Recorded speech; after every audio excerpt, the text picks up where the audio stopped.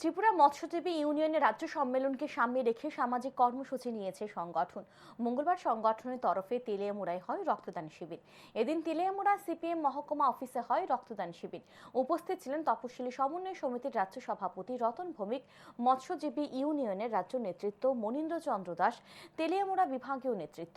শিবিরে সংগঠনের সভাপতি অভিযোগ করেন, বিজেপি শাসনে প্রকৃত মৎস্যজীবীরা জলাশয়ের অধিকার থেকে বঞ্চিত হচ্ছেন। জলাশয় দেওয়া হচ্ছে মাফিয়া ও পয়সাওয়ালাদের কাছে। তাই সম্মেলনে আলোচনা হবে এই প্রকৃত মৎস্যজীবীদের অধিকার কিভাবে সুরক্ষিত করা যায়।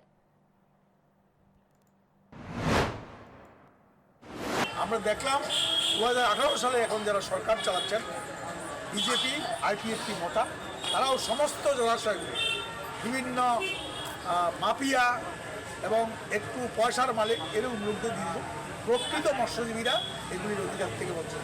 এদিক থেকে এই সম্মেলনে আমরা এই অংশের মানুষের অধিকার আর কী করে সুরক্ষিত দেওয়া, আমাদের বৃহত্তম জলাশয় গন্ডাছড়া সেটাও বেসরকারি করে, এগুলি কীভাবে প্রতিরোধ করা তার জন্য আলোচনা করব।